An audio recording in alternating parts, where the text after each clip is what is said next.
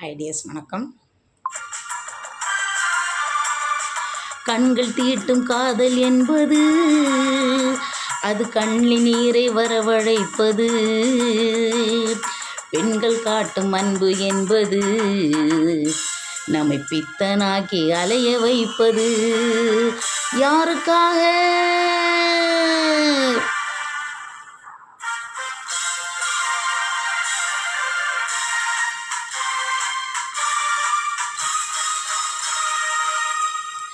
எங்கிருந்து சொந்தம் வந்தது, இன்று எங்கிருந்து நஞ்சு வந்தது?